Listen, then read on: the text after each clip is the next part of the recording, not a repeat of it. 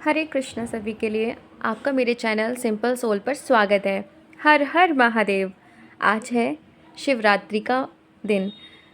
चातुर्मास में जो पहला महीना है वो हमारे महादेव को सबसे प्रिय है, जो कि सावन, और आज सावन की ही शिवरात्रि है।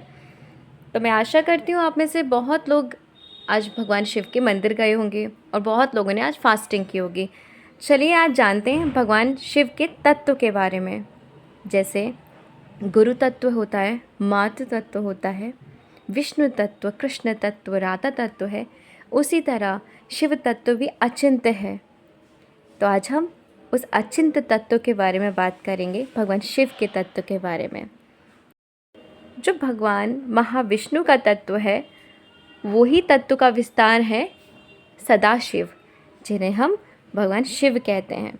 लेकिन कुछ लोग ऐसे होते हैं जिन्हें शर्म नहीं आती और वो हमारे शिव तत्व का इतना इंसल्ट करते हैं कि कुछ पूछो मत। वो समझते हैं कि वो कितना अच्छा कार्य कर रहे हैं। आप जिसकी उपासना कर रहे हो, कि आप उनको इस तरीके से सड़कों पर नचाना उचित है? आप उनके नाम पर दारू पीते हो, उनके नाम पर नशा करते हो, आप जितना भी अभद्र व्यवहार हो सकता है आप उनके नाम पे करते हो। जगह जगह पे स्टॉल पे आप भांग आप एक दूसरे को पिलाते हो। आप अगर शिव तत्व को समझोगे ना, तब आपको समझ आएगा आप कितनी बड़ी भूल कर रहे हो, कितना आप उनका अपमान कर रहे हो। अरे उन्हें भगवान ने, श्री हरि ने एक डिपार्टमेंट दिया है। भी गंदे लोग हैं, तामसिक जो डिपार्टमेंट है वो महादेव ने लिया है। इसका मतलब ये नहीं कि महादेव उस तमोगुण में आ चुके हैं। अरे वो सच्चिदानंद विग्रह हैं, उन्हें कोई भी प्रकृति का गुण स्पर्श कर ही नहीं सकता। तो आप किस वजह से ये सारे नशे, दारू वगैरह महादेव के नाम पर ग्रहण करते हैं और कहते हैं हम उनके शुद्ध भक्त हैं? क्या आपने अपने आराध्य से सीखा है कि आराध्य कौन सा नशा करते हैं? वो हरि नाम का नशा करते हैं। आप अपने आराध्य को देखते हो कि वो हर वक्त एक समाधि में रहते हैं। आखिर वो समाधि में ध्यान किसका करते हैं? वो अपने आराध्य नारायण का करते हैं। तो आप अपने आराध्य को देख के कुछ भी अच्छा ना करके आप सिर्फ उनका अपमान कर रहे हो। वो तो इतने दयालु हैं, आप क्यों उनकी इंसल्ट करते हो? जो आपको एकदम से सब कुछ देने वाला है, आप उसकी क्यों इंसल्ट करते हो? और लोगों में भ्रांतियाँ भी फैलाते हो कि हमें अदर कंट्रीज़ भी हमें ये सोचते हैं कि इनका ये कैसा भगवान है और हम उनके कैसे दास हैं।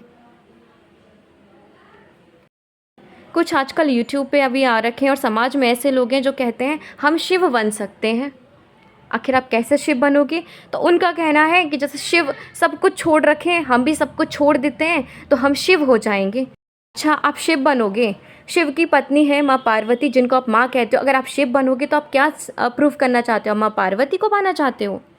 आप शिव बन सकते हो? आप एक भ्रांति फैलाते हो कि शिवो हम, बस अब हम शिव ही होने वाले हैं। क्यों आप लोगों में दिमाग नहीं है जो ऐसे लोगों के संपर्क में आप आते हो और उनके जैसा कार्य करते हो? एक और कहावत फैल रखी है, आग लगे बस्ती में और बाबा रहते मस्ती में। क्या आप महादेव को इस तरीके का समझते हैं कि उन्हें किसी से कोई फ़र्क नहीं पड़ता? वो महादेव वो महादेव जब समुद्र मंथन हुआ था, सब कुछ उसमें से मणियाँ निकल रही थी, तो सबके सब आगे होके उन्हें लेने के लिए पहुँचे। जो भी जिसके लायक था उसने वो लिया, लेकिन जब विष आया तो महादेव आए। इस पूरे ब्रह्मांड को बचाने के लिए, इस धरती को बचाने के लिए महादेव ने वो विष का ग्रहण किया था। ठीक है। और आप जो लोग भ्रांतियाँ फैलाते हो कि बाबा रहता मस्ती में, आग लगे बस्ती में, बाबा जिस नाम की मस्ती में रहते हैं ना, आप उसमें रहो। तो ये जो आप इतना शोर गुल करते हो ना महादेव के नाम पे, इतना ज़्यादा शोर, क्या वो इससे आपकी भक्ति दिखती है? अरे उनकी बारात में हर तरह के का मनुष्य गया था, हर तरह का जीव गया था जो भगवान ने प्रकृति में बनाए थे, ब्रह्मा जी ने। तो उनकी बारात में गए थे वो लोग, खुशी खुशी गए थे। और वो जिस तरीके से अपनी खुशी दिखा सकते थे, उन्होंने उस तरीके से अपनी खुशी वो दिखाई थी। आप ही अपनी खुशी दिखाते हो इस तरीके से शोर करके, तो क्या आप वही कैटेगरी के हो? क्या आपका एक बड़ा सा मुंह है और छोटी सी आँख है पूरे एक बड़े से चेहरे पे? या आपके 4-5 हाथ हैं हो रखे हैं? या आपके 4-5 पैर हैं? एक 2-3 आपके पेट हो रखे हैं? इस तरीके के क्रिएचर्स थे उस टाइम पे। मनुष्य हो, जानवर मत बनो। हमारे चैतन्य महाप्रभु भी भगवान शिव की आराधना में कहते हैं, शिव के नाम पे प्रभु जी कहते हैं श्री राम गोविंद मुकुंद शौरे, श्री कृष्ण नारायण वासुदेव इत्यादि नामामृत पानमत्त भृंगादिपायाखिल दुख हत्रे। कृष्ण के नाम में जो मस्त रहते हैं वो हमारे महादेव हैं। तो अब हो गया ना कंफर्म, आग लगे वस्ती में और बाबा रहते मस्ती में, ये हमारे महादेव के ऊपर शूट नहीं होता है। महादेव तो बहुत करुणामयी हैं। अरे उनसे ऐसे ऐसे वर मांग लेते हैं और वो मना भी नहीं करते। वो महादेव जिन्होंने अपनी पत्नी के लिए, जो माँ पार्वती के कहने पर इतना सुंदर महल बनवाया, और उसके गृह प्रवेश के लिए रावण आया, क्योंकि वो प्रकांड पंडित, प्रकांड ब्राह्मण, और उसने भी दीक्षा में उनसे वही महल मांग लिया। वो महादेव जिन्होंने एक क्षण भी न सोचा और उसे वो दे दिया। तो सोचो, ऐसे महादेव जितनी करुणामयी है उन्हें फ़र्क नहीं पड़ेगा। अब बात करते हैं नीलकंठ। महादेव का कंठ जो है नीला क्यों है? हाँ, कुछ लोग क्या कहते हैं कि केमिकल रिएक्शन हो गया, ठीक है, वो एक एक्सटर्नल फैक्टर है। इंटरनली क्या, महादेव हर पल भगवान कृष्ण के नाम का स्मरण करते हैं। तो भगवान का जो नाम है वो उनके कंठ में सदैव विराजता है, और वो नीलमणि जो भगवान का नाम है उनके कंठ में विराजता है। इसलिए हमारे महादेव को कहा जाता है नीलकंठ। कृष्ण उनके गले में खुद ही निवास करते हैं, जो खुद ही रिकमेंड करते हैं हम सभी के लिए कि हम नाम जप करें, जो समाधिस्थ में रह के हमें बताते हैं कि मैं खुद शिव उस नारायण को भजता हूँ। अब भगवान परम वैष्णव है, ये कैसे सिद्ध होता है? 4 वैष्णव संप्रदाय में एक वैष्णव संप्रदाय भगवान शिव का भी है, जिसमें भगवान शिव विष्णु स्वामी आचार्य के रूप में आकर भगवान के नाम की महिमा का गुणगान करते हैं। आपने देखा है जितने भी धाम है ना, वहाँ पे भी हमारे श्री शिव विराजते हैं। वो धाम के रक्षक हैं। उनकी कृपा के बगैर तो कोई धाम में प्रवेश कर ही नहीं सकता। अगर आपको शुद्ध भक्ति चाहिए, आपको भगवान शिव की आराधना करनी पड़ेगी। तो जो इतने सच्चिदानंद विग्रह हैं, आप खुद सोचिए कि आजकल के मूर्ख लोग उनके विषय में किस तरीके का प्रचार करते हैं।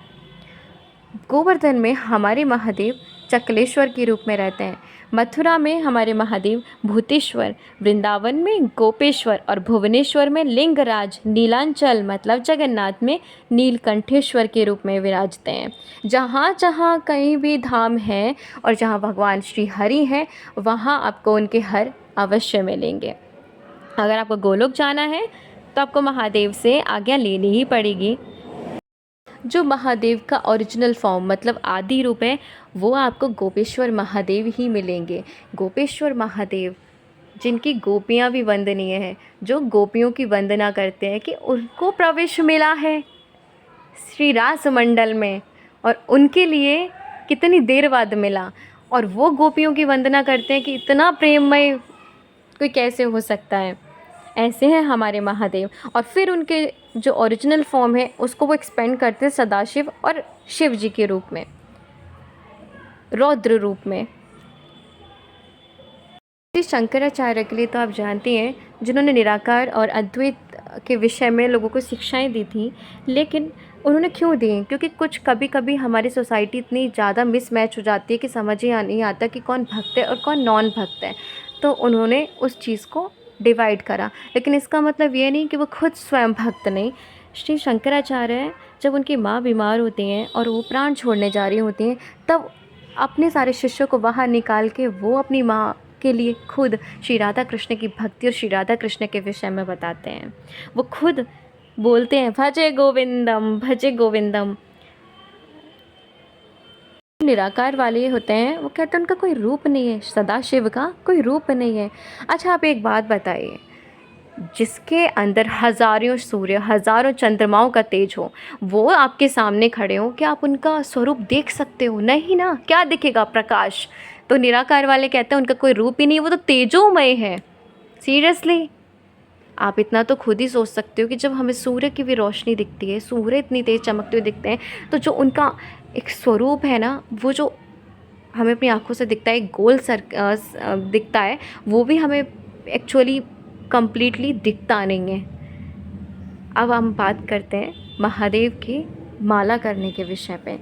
जब एक भक्त 16 माला कर लेता है, उसे लगता है उसने कितना बड़ा काम कर लिया, और अगर वो उस टाइम 64 नाम जप कर ले, वो समझता है मैंने कितना बड़ा पहाड़ उखाड़ दिया। हमारे महादेव एवरी डे 88,000 नाम जप करते हैं। सोचिए क्या मिलता है। अच्छा, आपको लगता है उन्हें तो बहुत ईजी होगा? सीरियसली आप जरा बैठिए, कैसा लगेगा आपको? ईजी कुछ नहीं होता।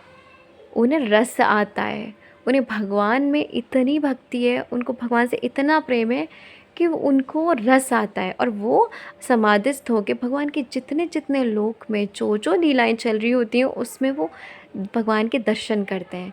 वो हर लीला को नृत्य देखते हैं, नित्य प्रति देखते हैं, और माँ पार्वती को उनके विषय में सुनाते हैं।